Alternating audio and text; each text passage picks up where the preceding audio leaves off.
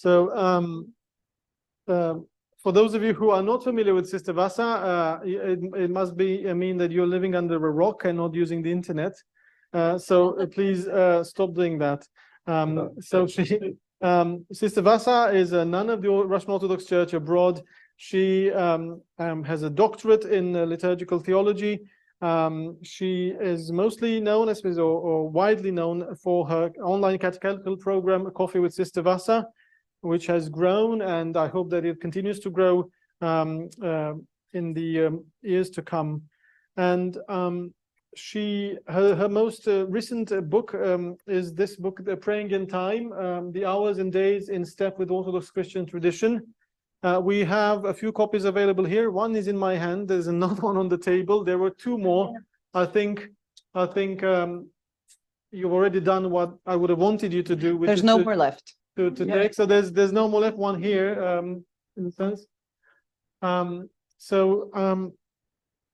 She will be speaking today on the topic of her book, basically, which is being church between Sundays, rediscovering the liturgy of the hours and weekdays as a lay person.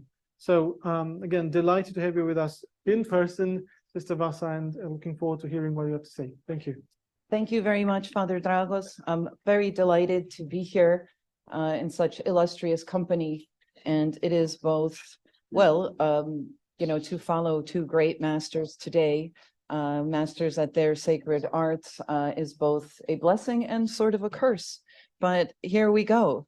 I am delighted to be presenting actually this little book that is about being church between Sundays, because we have in our modern day practice of the Orthodox Christian tradition mostly what I would call a Eucharist only tradition, more or less, and it's from feast day to feast day. Best case scenario, from Sunday to Sunday, that we are church, and then there are the feast days. But this is only a little piece of the mosaic that we are invited to behold and also to make alive. And Eucharistic ecclesiology has a lot to do with this.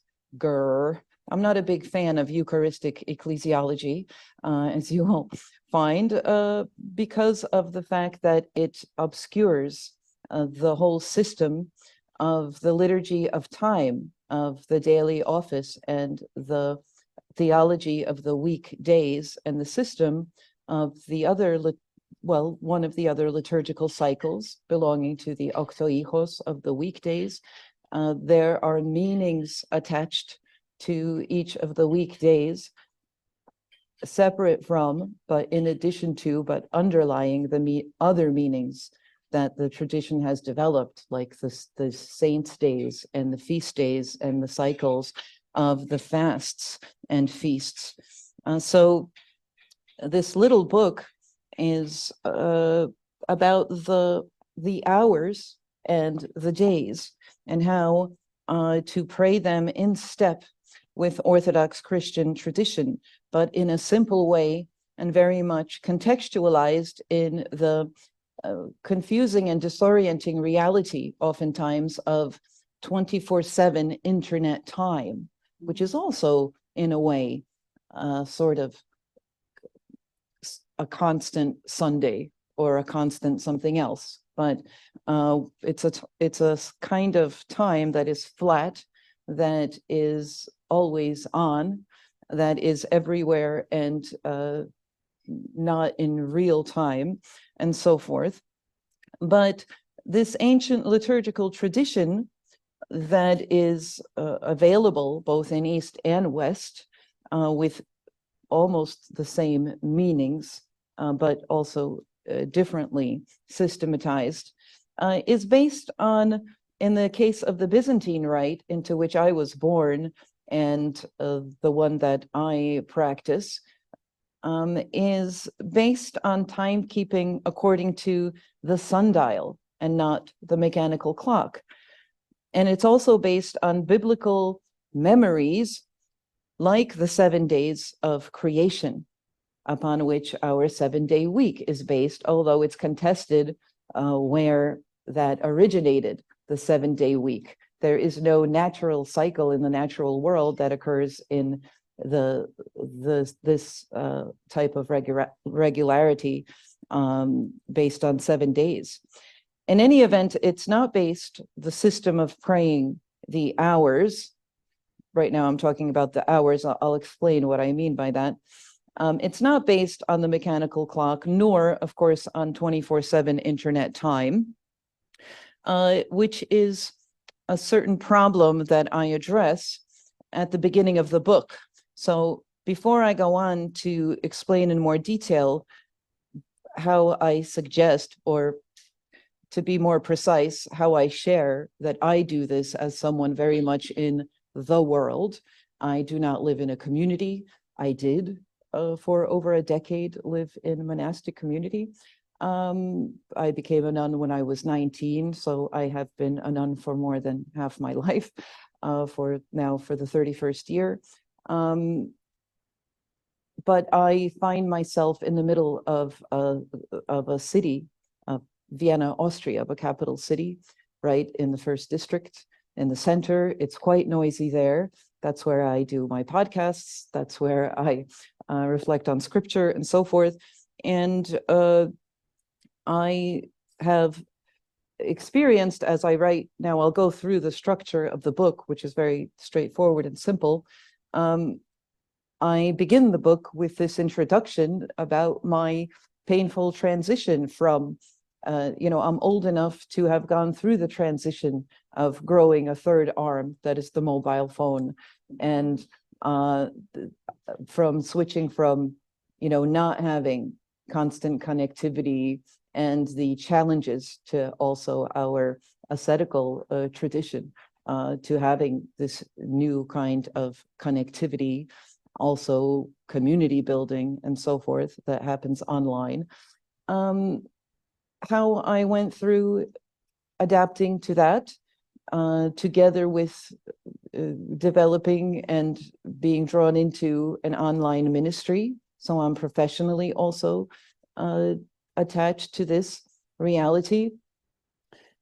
And I found that I needed to rediscover the liturgy of time in a way that could work, and in a way that was actually so vitally needed in that new reality, to make sense of the time. So right now, to explain to you the 4 parts of the book, if you didn't get a copy here, you can get this book or just download the audio book version, available only at our website, coffeewithsistervasa.com. I read the audio book. There is some exclusive material in the audio book, and I sing, not to scare you off, but I don't sing the whole book, but just some of these parts of the Troparia of the Hour. So there's 4 parts of the book. After the introduction in part 1, I present the problem of 24/7 internet time. Why is it a problem? Because it affects, first of all, the way we perceive or cease to perceive time in its natural cycles of night and day. And this has consequences for our sleeping patterns or the disruption thereof. There's interesting studies already. There's popular also books about, how one book that I recently read, it's like a New York Times bestseller, The Hunter-Gatherer's Guide to the 21st Century by evolutionary biologists, a man and wife team, Heather Heying, and right now I'm having a senior moment, but I forget the guy's name. So anyway, they help us to understand the challenges of the disruption of the way we see and how often we see light the kinds of light that we see, and other challenges to us of simply our context, our historical context. I think that it's important for us to understand when we're talking about daily discipline or everyday piety, also the liturgy of time, to understand the context and the types of new strategies we need, also ascetical ones. For example, how do we pick up the tools of our tradition and apply them to the challenges that we have? Can we have a prayer of putting the phone away? I suggest such things. I do them myself. When should we turn the phone on? Obviously, adults who are reading something like this, or applying or developing or going on the prayer adventure that is a daily life in Christ, will know what is possible for them. The book is always about it's like this system of praying hours. It's like an accordion. You can make it as elaborate or as simple as you can, as you like, as time allows, right? As your vocation allows. But the message is, don't throw the baby out with the bathwater, because when we just do nothing in between Sundays, it really is very hard to be an Orthodox Christian only on Sundays, because then it's like, rejoice, it's a Sunday, and every time you're in church, because it only happens like on feast days, then it's always like, rejoice for this reason, rejoice for this reason, and all of the textures and all of the cross-carrying that we do as cross-carrying Christians seems to fall through the cracks and is not addressed or informed or inspired by what we do actually have, but that is broken. And I talk a lot in the book about the brokenness of our liturgy of time. The hours are misplaced. We routinely celebrate the morning service in the evening. A lot of people won't know about this because nobody goes to the hours, or 2% of people might go, that go to the Divine Liturgy. And we will celebrate prime, or the first hour at the end of that. So extra late at night, prime, or the first hour that celebrates the first light of day. So it doesn't make sense. And to senselessly say words is really like the spilling of very valuable gems for nothing. And people don't go, not because they're lazy, but because it doesn't make sense. People will go to the gym every day and experience pain and serious work because they know it's good for them, or they're dedicated to that aspect of their fitness. But when something doesn't make sense, not only because the liturgical language may be inaccessible to them, people might not miss it when they're not going. But anyway, so the first part of the problem of internet time, I began by saying that also we're not honoring natural cycles that the services do honor as far as the hours of the day go. Then another aspect of the internet reality and constant connectivity is that what it affects is the way we share and receive information, including information about our faith, about our church life.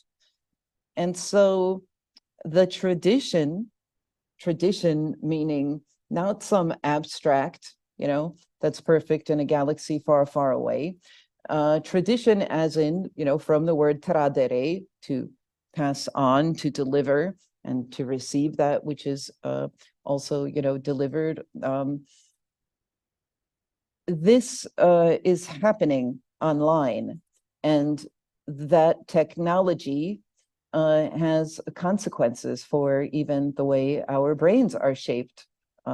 Also, science will tell us.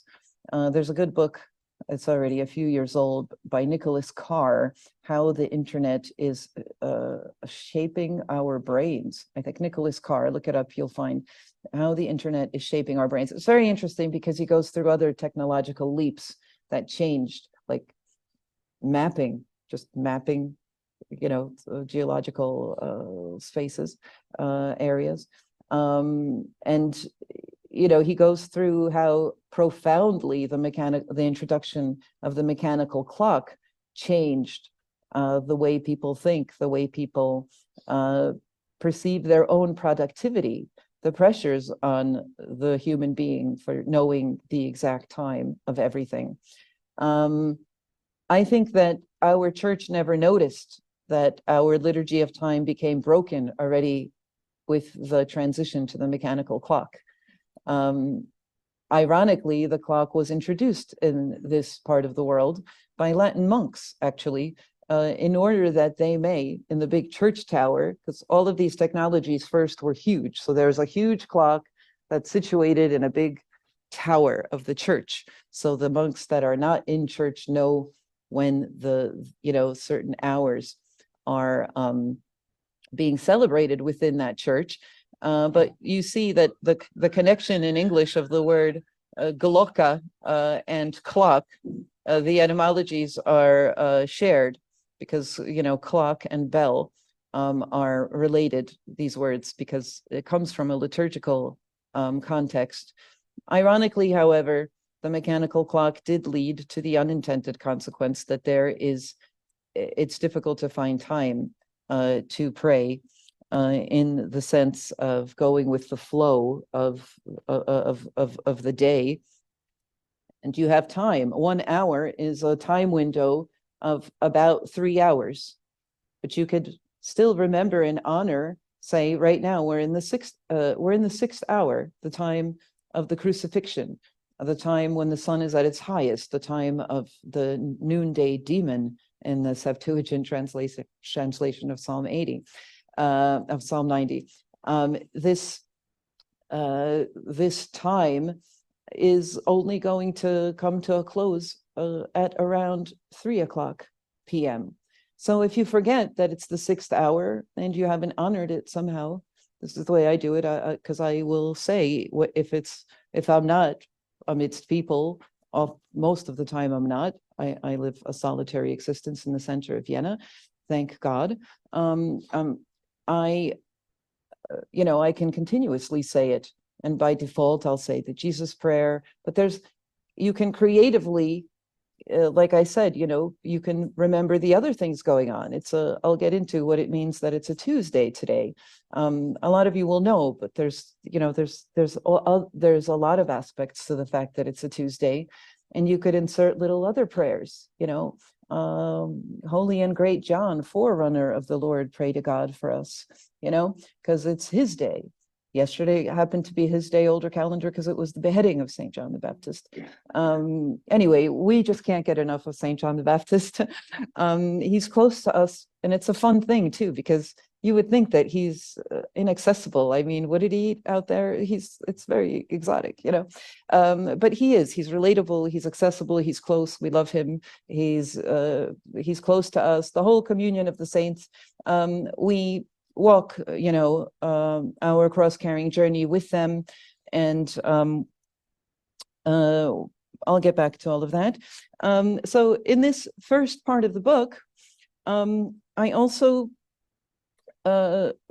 describe how it is problematic and challenging for the church that the internet reality and the internet age affects how we build and foster community or communities.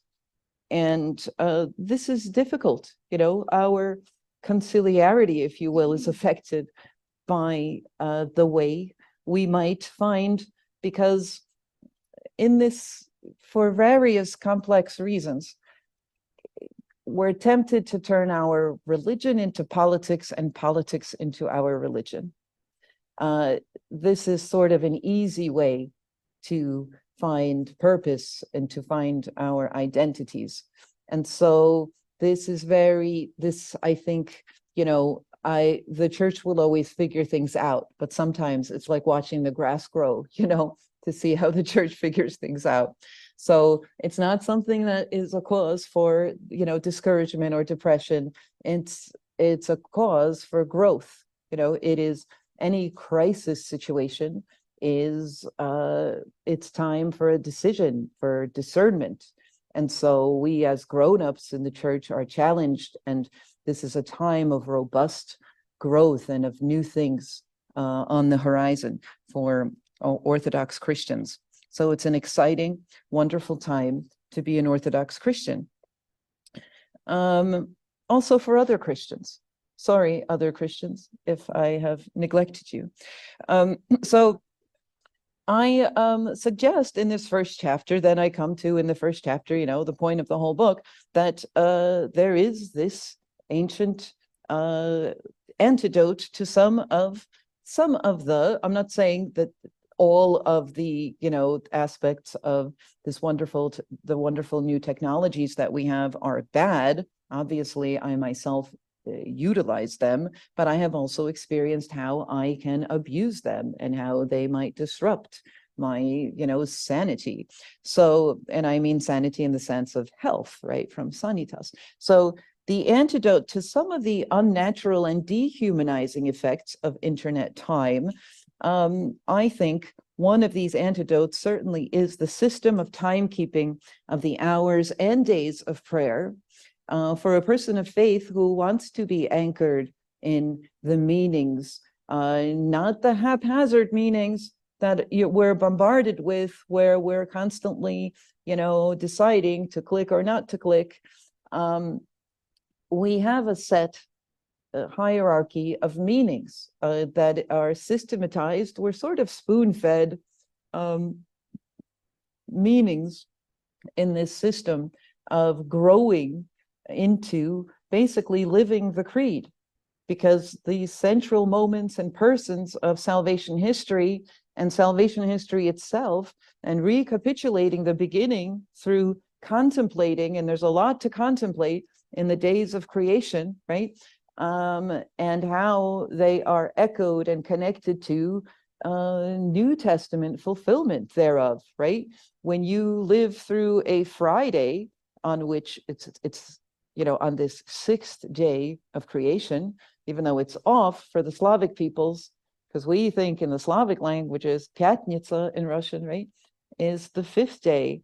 So there we go. Did anybody worry about that difference between the calendars, between the Greeks and the Slavs? Nobody worried about it because nobody knows about this stuff, right? We're not catechized properly. They worry about the 13 days of new calendar, old calendar. But what about this? We have in the 6th-hour Troparion, we say on the 6th day and at the 6th hour, he nailed to the cross, and the Slavs say it too, right? But in our language, we say that it's the 5th day. So I would like for us to get into messy arguments online about that rather than the new and old calendar. That would be more, we would learn more from that. Anyway, so we have this tool that we could pick up. It's not some kind of an obligation or prayer rule that I'm saying to people, look, here's another prayer rule that you could not do and feel guilty about, right? It's an invitation. Like, this is a prayer adventure. It's wonderful. You can ritualize it as much, as little as you want. You'll find that you might want to ritualize it. I give some of these tips. I'm not really telling, I'm just saying, this is how I do it. I have my little rituals. I'll put up the icon. I take it in procession I only have a 43 square meter apartment, but I have a little procession. Anyway, I will change the icon of the day, taking it from my bedroom to the place where I work, behind my desk on the shelf. I show this when I'm doing a video about this, but today I would have John the Baptist next to the icon of Christ. I have little tea candles. I light the candle in the early morning, and I am saner because I know what day it is. I mean, I work from home, as many people do today, and the flatness of your time is very challenging, so you change things up. And you might ritualize, you don't have to. Maybe you have little children jumping up and down on your bed, when you wake up, and you just, you don't have the luxury of something like this. But a little bit, to say the first hour Troparion might be not impossible if you find this helpful and invigorating for your faith. And I didn't make it up. It's always, tradition is wonderful in the sense that you're not subject to somebody making things up now. What I'm doing is contextualizing it in our today. So I introduced this in this first part, right? And I say that, as we take on this dignifying vocation that we all have to be, in some way, redeemers of the time, or the exagorazomeni ton keron, right? As St. Paul calls us to be in Ephesians 5:16, we also have this more profound level and opportunity to be church, not by these just having this endless discussion about church politics, right? Or just politics, but taking the responsibility for taking back the time, right? Ex agorazome. What does this mean? Redeem, or from the Latin, re, right? And then there's this intermediate D, emere. It means to buy again, or to buy out, buy back. So it's like time is right now in the hands of someone who really shouldn't have it, right? So time is like this, needs to be brought out, or bought out, bought back. And we are given the dignifying vocation of being redeemers. I mean, we have one redeemer, don't we? But we are called, he's already accepted the time. Of course, he's redeemed the time. Our Lord, the eternal Logos, steps into our time, and he does redeem it, but this is not automatically a given to us, right? There are parts of our salvation, the whole mystery of salvation is partly, there's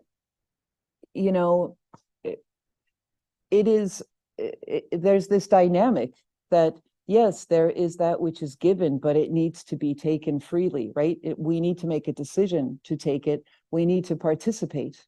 So nobody can take away from us that we are created in the image, for example, but the likeness is that invitation that we are given as part of our vocation to develop, right? To become more like God in the whole business of theosis. So finally, in this first part, I explain the purpose and scope of this little book. And I say that the primary purpose of the book is not theoretical or academic, although there's a lot packed into it, you will find. That's the feedback I'm getting. It is practical, even while it does aim to provide just enough theological and historical information about the liturgical hours and days to incentivize the reader to begin in some way to pray these simply and practically without even disrupting the daily schedule, right? Unless you want to every now and then, if you're just, because I just repetitively, with inserting other prayers, right, of the day, of the saint of the day, and so forth, however you can. Sometimes I need to, stand before my little icon corner, make a prostration because you get distracted. We are physical. And as Aidan Hart has reminded us so beautifully, and also Alex Lingus, we do have these physical forms of worship that are very important. And so, of course, the fasting tradition helps us be involved and to participate physically as well. In any event, this it's also playing. Liturgy is a form of play. The divine spark, that is this thing that we don't need to be taught unless there's something wrong with us, seriously. I mean, there's a lot wrong with us, which is okay. It's beautiful too. But you know, we play because we play that it's again, you know, the third day of creation today, Tuesday, Yom Shlishi, right, in Hebrew, or Triti. How is it that we're remembering and playing that there is a certain, you know, relevance to us today of this? How is it that we dress? Say if it's maybe it's not the type of day that affects the way we dress. A feast has its liturgical colors, right? But we sing a certain melody. You can sing the Troparion of the hour. There's a certain, you know, like there is like liturgy when it's the most solemn, when you're actually gathering for it, right? I mean, it happens outside the church is what I'm saying, but it works like a game, you know, because there's music, there's rules that are not the same rules. Ritual is partly like this playful thing. And again, as it was pointed out by Alex, that it's people get uncomfortable when you say it's entertainment. But, you know, Father Taft used to say that this was the best show in town in Constantinople. You know, people gathered and the emperor was there and you could see who the, you know, whatever, who's in at the court, you know, who's closest to him, probably some gossip going on there, whatever. But people didn't have other, you know, better entertainment, but it's not a bad thing, you know, to celebrate. The words celebrity and celebrate are related, right? Celebrare, it means to gather, to honor. So a celebrity gathers people around their, you know, either, you know, perceived, imagined, or real kind of honor. So to celebrate is something that does gather us. And we do gather by keeping liturgical times, even though we find ourselves in different time zones, but somewhere it's, you know, in your vicinity, it's the same time. And you're connected also with the church already victorious. And I can't get into it in this presentation, but you also dip a toe into eternity because of the way we understand the liturgical week, with Sunday being not only the first day, but the 8th day, the one that points to the future life. And so that outside of time reality that is also present in our anamnesis, or remembrance of the days of creation, because we can't talk about the existence of time before there's any motion. I mean, tomorrow being the center of the week, a Wednesday, it's called the midweek, say in German, Mittwoch, right? The Wednesday, and it's named after it's always named after the central god of mythological systems. So Woden, right? The supreme god, Germanic god, Wednesday, or, you know, but what I want to get back to my point about this. The center of the week, in which we plant, of course, the cross, because it's the day of the cross. It's a fasting day as well. It's almost like a Friday, right? The center, like in the center of Lent, you have the Sunday of the cross. This kind of putting a cross in the center. The cross is in the center of time as well, as far as salvation history goes. We read the Old Testament sort of backwards in the light of the cross. It only makes sense. The fall is only the fall. We understand that in light of the cross. And then we read everything forward from the cross. So we are centered in this way, and we remember. However, now I get to the point I'm trying to make, but I have all of these parentheses. I want to say that it is the day in the middle of the week that the planets and the stars are created, right? And this is where we can say time receives form. So time is formed, but it's also not yet complete. That's why it's impossible to consider the days literally days in our sense, because you don't have the whole thing yet. You don't have the full 7 days you can't have the completeness of the way time looks to us. So, but, you know, almost every ancient father had a work dedicated to the 7 days of creation. Not a lot of them were not passed down to us. The most famous one being Basil's, you know, Hexaemeron, and then his brother Gregory of Nyssa completes that after Basil's passing. But we should be contemplating, not just repeating what the Father said about it. We're given to live and to read the signs. Those planets are created for signs and seasons, as it says in Genesis 1, for signs and seasons. Nobody was there yet to read the signs.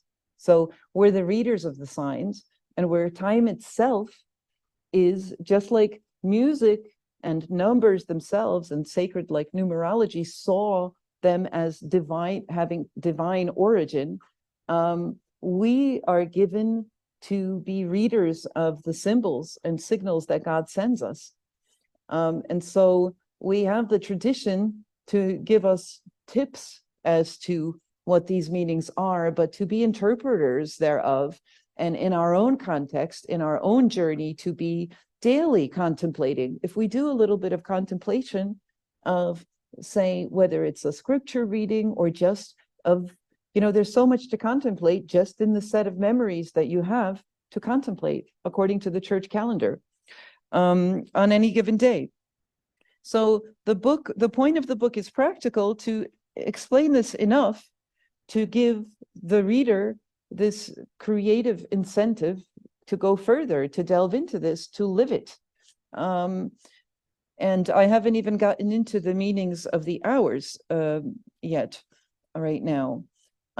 So to provide the modern day reader with the basics of understanding these meanings, right? And to show how these are handed down in the Byzantine liturgical tradition, along with some practical prayer tips. This book aims to encourage the reader to live and pray these hours and weekdays in the context of any given individual's, 24/7 sort of internet existence. And the second purpose of the book, now I'll get to something a little bit more, let's say abstract, but it's not abstract. The second purpose is to provide an alternative point of entry into the resolution of what I see as an ecclesiological problem in which we find ourselves today, particularly, but not only, in the Orthodox churches.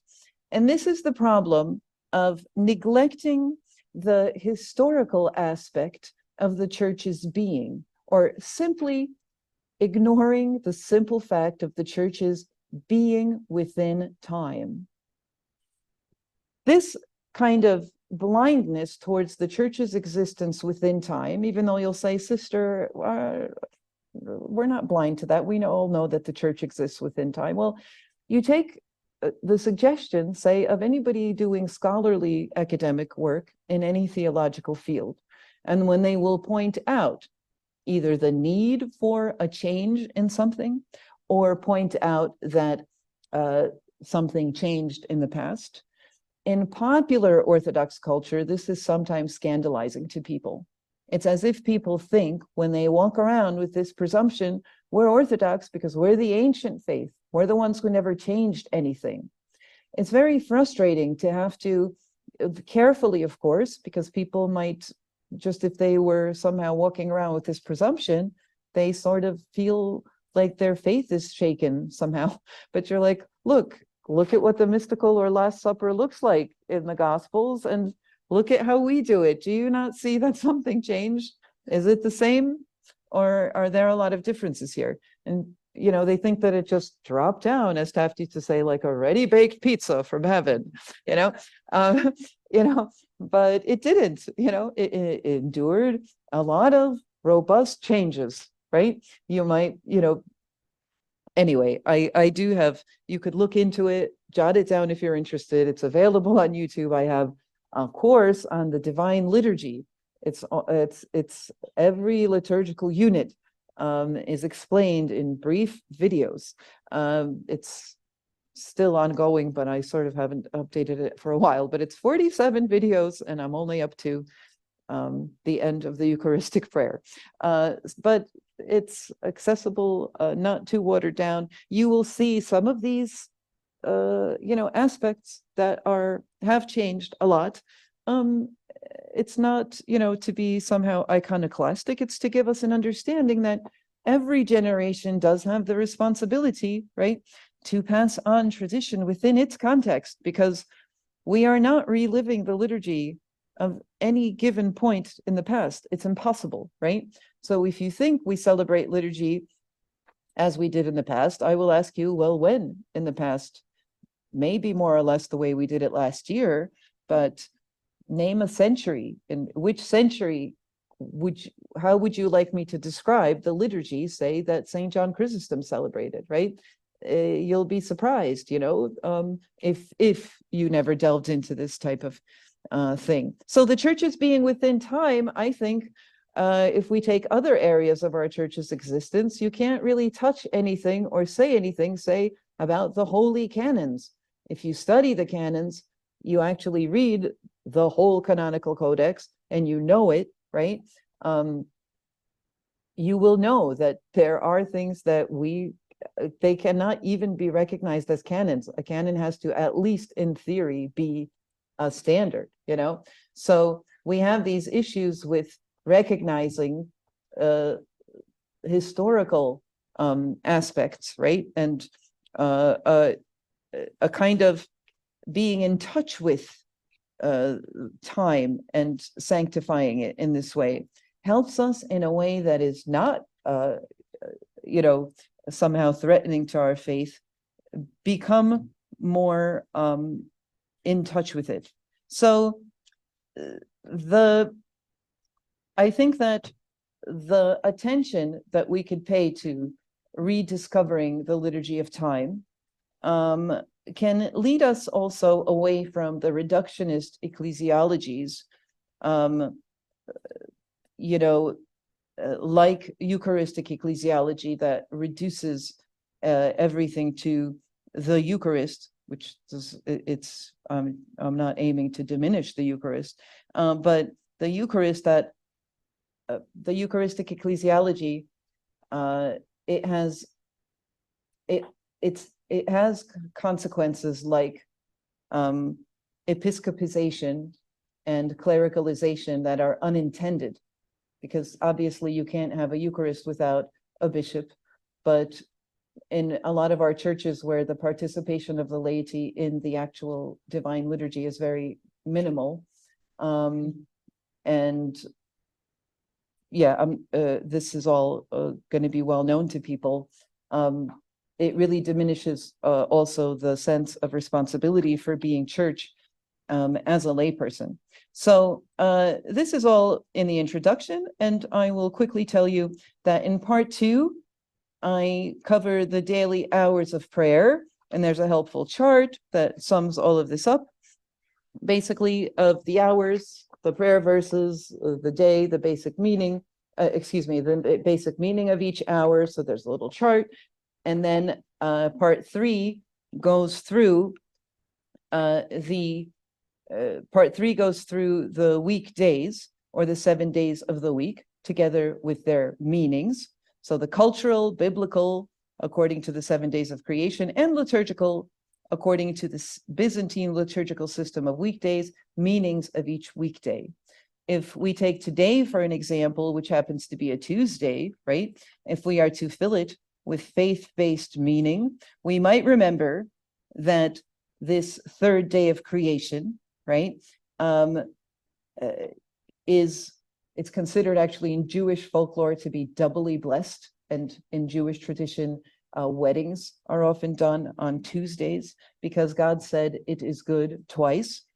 In English, Tuesday is named after this Germanic god of war and of the sky, as if both of these things are equally a given, war and the sky. Two, And he is in the, Interpretatio Germanica, the equivalent of Mars. Hence, Tuesday is named after Mars in Romance languages. Mardi, right? Martedì in Italian and so forth. But John the Baptist is the one who is our, not deity, right? And not a figment of our collective imagination, but he represents a different kind of violence, right? Our Lord says about John the Baptist, as everybody probably remembers, because, a certain war going on now. I don't know if you're a news buff, but there's a big war going on that's also affecting our churches. I don't want to disrupt your peace of mind, but it's happening. So it's relevant to be reflecting on this, and every Tuesday gives us a reason also to reflect on this fact that we don't think that there is this God that is to be kept at bay somehow, a war God, right? As if we're not responsible for things like wars. We have this John the Baptist, right, who exemplifies the violence that is the decisiveness of good versus evil, of speaking truth to power, and everything that he did that caused him his head, right? But not somebody else's head, right?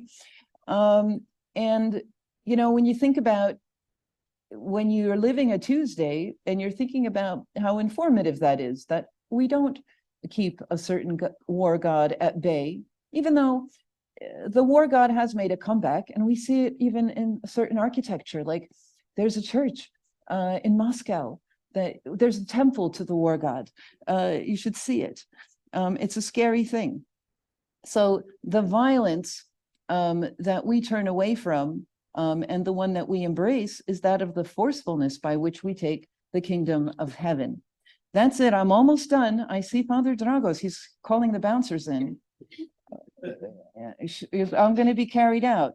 1 second. So I'll tell you just in practical terms, but get the book, because all of this is exciting. It's something that one can contemplate. One can, we have surrogates for all of this wealth and breadth of our tradition that we give into people's hands, because we don't roll up our sleeves and catechize people in the actual tradition that we have. During Divine Liturgy, everybody thinks they have to read what? The prayers before Holy Communion. I thought that the prayers before Holy Communion are the Divine Liturgy, right? But no, you have to, in addition to going to a vigil, that if you're the real deal, right? If you're a real parish that really, and it hurts so good, stands through 3 hours of liturgical service, what do you do with small children? We don't know, right?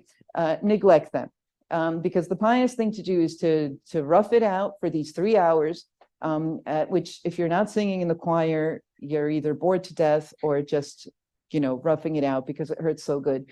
And then you're supposed to go home, and this will be told to you by priests and bishops. You have to go home and read this long list of evening prayers of recent vintage, by the way. These are paraliturgical things that are not connected to any hours.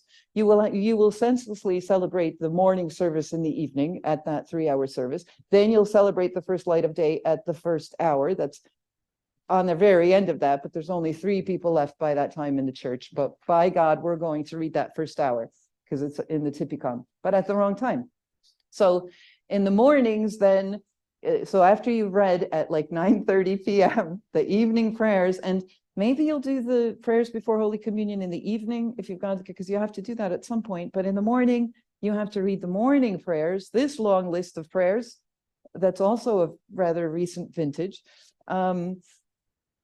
And then you have to read those prayers before Holy Communion. So some people just do it during the Divine Liturgy if they're not standing in line for confession, which is heard in our cathedral in Vienna throughout the whole thing, even during the Eucharistic canon. So, and during the reading of the gospel. So, you know what I'm saying? Something's off. And I'm not saying that we're not, I'm saying that our salvation doesn't happen, that all of this is for naught, or that we somehow have this evil intention, or our priest. No, it's just that it's a broken system. So we do our best. And I'm just saying we can try to rediscover, you know what I'm saying? Like this, we can, because a lot of people just don't do all of this, and they just feel guilty, right? So that's just what happens. We lead lives of quiet desperation and put up a candle and hope that the monks pray for us in the desert somewhere. So that's it, Father Dagos. I will just abruptly finish and get the book. And it's relevant if you teach some academic field, the book can be helpful. It's being translated into German at the University of Innsbruck. I presented there, and the professor for Western liturgy actually got involved. It is already translated into Greek, and it's in press in Athens. And there are Italian and Russian and Romanian translations in the works.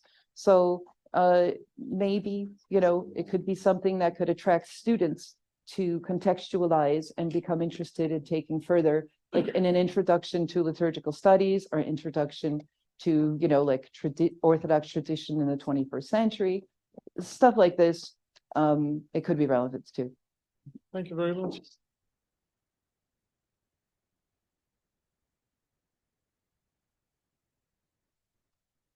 Thank you very much, Sister Vassa. Far from me the thought of interrupting you to because it's fascinating, but I was just thinking of lunch, which is my confession.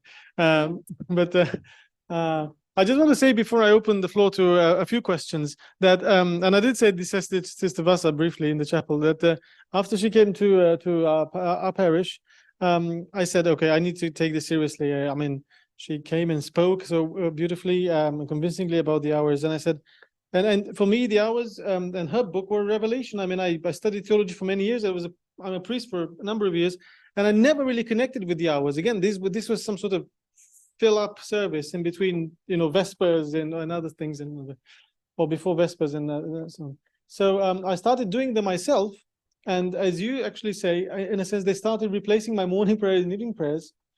And I found them of great help. So, I mean, with these things, I mean, we do conferences and so on, but sometimes there's a practical side to while you listen, like singing or painting or praying, actually doing something. So I promise that they do help. So give them a go. I say this as a priest in a sense. They're good for you.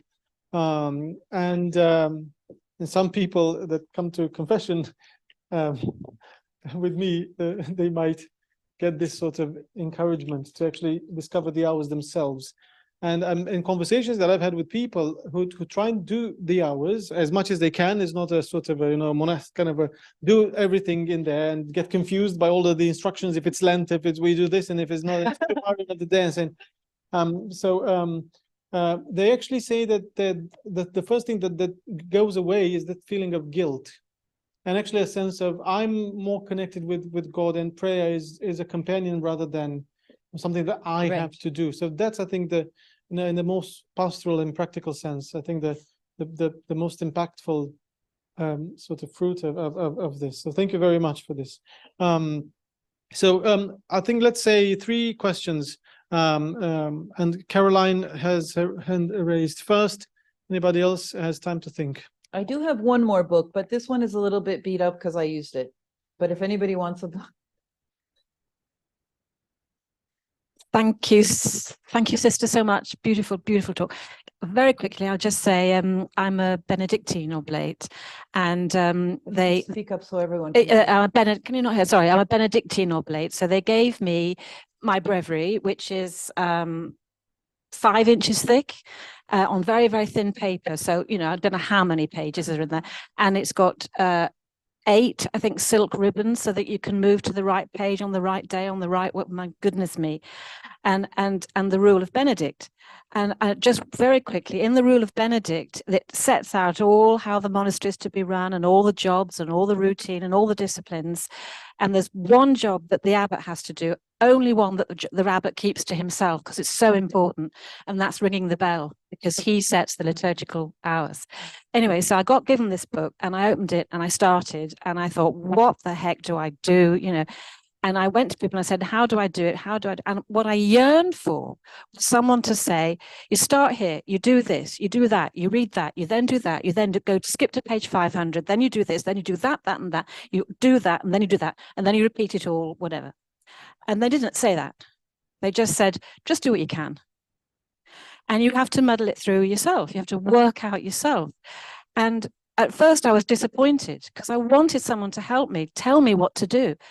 And what I realized was, I'm not ordering the day, I'm ordering myself. So if I'm really, really muddled, yeah, sure, it's going to take a long time to work out. If I was already ordered, I'd be able to do it straight off. But I found that I can do it myself. But because I've got this book behind me, I can use it to ground how I go and do it myself. And that does a couple of things. One, it stops me from being completely solipsistic, because I don't just say the prayers because how I'm feeling that day. I say the prayers because what is going on liturgically at that time, as you said, John the Baptist or whatever. And the other thing I found was that, you know, things like they all said, whatever else you do, do Compline. And Compline you have to do last thing at night. So I would go to bed, and I'm really tired at the moment. I've got so much on. I'd go to bed. I would always fall asleep doing Compline. And then I'm thinking, I mean, actually, it's very nice to fall asleep saying Compline, actually. But then I thought, well, maybe I should go to bed an hour earlier, or should I? So I'm starting to work out what to do. And then I thought, well, do I say Compline and then do other things? Is it right to say your Compline and then start doing something else before you go to bed? And that seemed very wrong. So you've got to work all these things out and make it all work for you, and make it all. And as Father Drago says, the first thing that goes is guilt, because you do stuff because you suddenly find that that it works, right. That you become completely grounded in that day that God has given. It works, and the way I do Compline, I mean, somebody else frowned on it. She said, why aren't you on your knees saying Compline instead of falling asleep? But you know, it's not that at all. And so I would encourage everybody, it absolutely works. So I'm sorry, I've taken. No, thanks for your comment. Thanks for sharing. Thank you. Daniel, I think you had a very okay. Father, and then sister. Well, it's always such a joy to hear you, sister. I was curious because I have, as many people, this sort of guilt when faced with my Jordanville prayer book and doing the morning and evening prayers. And one of the things that changed for me when I became a priest is my spiritual father said that because I had to read these, you know, for Vespers. This is like me selling indulgences. Yes, I had to read the prayers of light and all these things. And my spiritual father said to use some of these, what are usually private sort of priestly prayers and bring them into my prayer roll. And this was at first very unfamiliar because I somehow regarded the corporate prayers of the church as something that you had to do in church and didn't have any application to me. I'm just wondering if you could just say historically, you said that, you know, the morning and evening prayers, which are in the sort of, at least what I know of the standard Russian prayer book, are of recent vintage. If you could be more precise, and did they at a certain point sort of push out the sort of prayers of the hours that you're talking about? There's no simple answer to that. I mean, I know that my friend Father Michael Shultov has dug up some of the, you know, has located some of them, not all of them, but they vary also from prayer book to prayer book sometimes. And the Greeks don't have the same ones as we do, but he has located some of the Greek originals in manuscripts of some of these prayers. Some of them he has only seen in the Slavonic, but I have not seen a monograph that has really cracked open that whole the morning and evening prayers. I don't know of this study. Maybe Alex knows. No, as late as I would say in the Greek, their prayer book, as far as the one that has morning and evening prayers, is even later. Like we're talking 16th, 17th century, and then in pre-Niconian Rus, we're talking 14th, 15th century. Yeah, and then you get added on. This is my information. Alex, are you going to challenge this? No, there is this project that Stig Freuschhoff is heading at on the Orologion at Oslo, of which I'm a member of the team. And the thing is, there are these private orologia, prayer books, which contain all sorts of things, which go back sort of 9th century and so on, but there were adaptations for particular small groups, communities, and they didn't displace the public liturgy. They were usually just for particular groups of solitaries and communities. And the things is those that, and there are other things like the Thikaras from late Byzantium, which is a kind of a new orologion that includes a lot of sort of hymns, poetic hymns instead of it. Well, but we wouldn't call that an orologion. What's his name? Who wrote not Philias, the other one who's teaches at Thessaloniki calls it an orologion. It's effectively it's an orologion, the Thikaras. I mean, it's a substitute word. No. And then the Proseuchitarion is a kind of abstraction. You know, it's a modern product that is based on all these other various local kind of individual compilations for particular uses. But the point is, they're not supposed to replace the public prayer of the church. Yeah. And they have. That's the problem. That's the broken.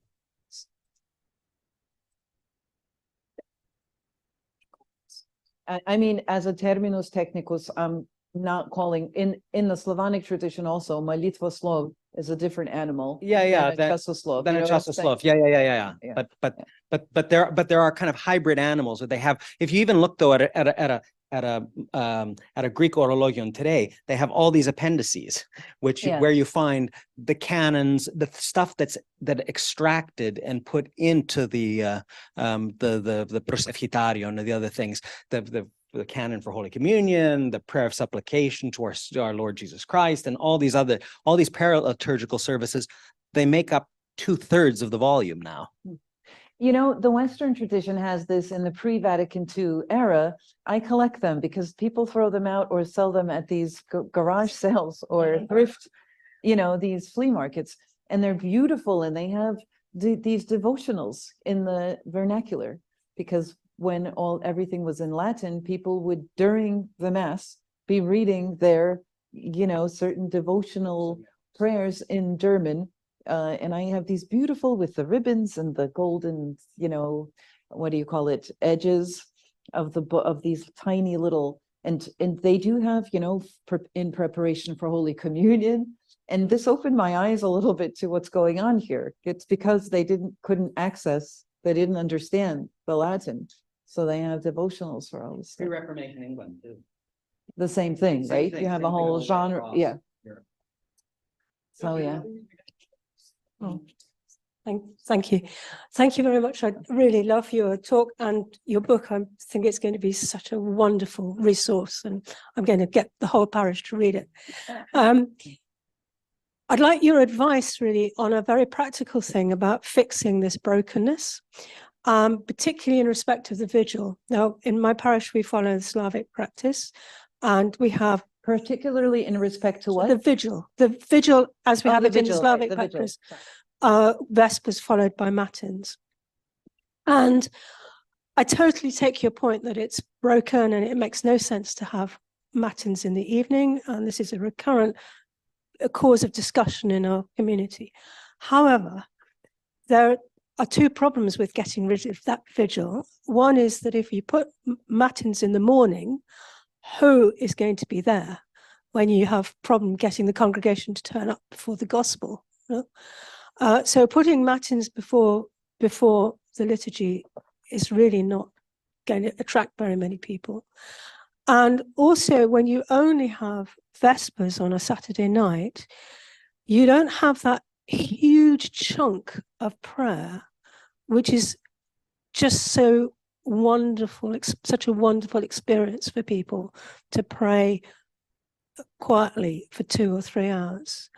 And it's something that draws people to Orthodoxy so much, having that experience of prayer, which, as you say, is quite different from the experience of the liturgy and has a real authenticity of its own. So what do you suggest to replace this having Matins in the evening, which would get people to be there and retain an opportunity for a long valuable time of prayer in the evening. Well, that I can't, I don't have boots on the ground there, so I wouldn't tell people what to do. I think that people, I don't know how many people show up for that. The ones that like 3 hours of quiet prayer, as you describe it. A lot of people really don't, I don't know, don't understand what's going on. Matins is not really that user friendly. There are beautiful moments of the singing, but thank God we have something that's actually not according to the Typicon, but having the refrains. They'll hear like in the Slavonic, da, da, da, da, da, da, da, da, da. Holy Father Nicholas, pray to God for us. Then da, da, da, da, da, da. Like it's a dog that only hears its name. Like that. Like it'll hear human language. Here, spiky. So it's like the only thing people understand. And even in the choir, I mean, I go around all over various parishes, and I have my book tour coming up in 12 different cities in the States right now coming up. I see a lot of parishes, and it's always the same thing. And even the professionals, the ones singing in the choir, when they don't have something to sing, it's not always the case, of course, but it's often the case. People just sit down, look, they're all on their phones. Right here in the Rocourt Cathedral, I remember there's this, men's choir. My brother sang in it, and I was there for Christmas. And all these guys would sit down whenever there was a part where they weren't singing, and all of them, like one person, were on their phones. And they're up there. The architecture of the church doesn't help. Whatever's going on down there, it's just, that there is any understanding of what's going on. Anyway, I know that where you have it in the vernacular or where you have it in English, this is different. But I think that my goal is just to say, look, I do this little thing, right? It's like a drop in the ocean, but maybe somebody that's important, somebody that's a decision maker in the church, somebody, will read it. It'll have some kind, I don't know. My 2 cents to this is that we should recognize that we have a problem. It's the first step to solving your problem, like in any 12-step program, just admitting you have a problem. Because this whole business of our Orthodox triumphalism, that by God, what we do well is worship. We're the ones, we define Orthodoxy that way. We define ourselves as the ones that have proper worship, right? And we have the right opinion about everything. That's why we're very easy to talk to. Hi, I'm the one that's right about everything. Now let's talk, So this is like some kind of a neurotic thing. And it's very difficult for us to suggest to ourselves that we have a very big part of our whole worship system that's broken, right? So then maybe we will have the will to fix it and not be arguing about, autocephalys all the time.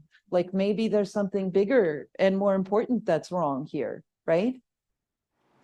And then there will be world peace. And we'll all look happy. Thank you so much again.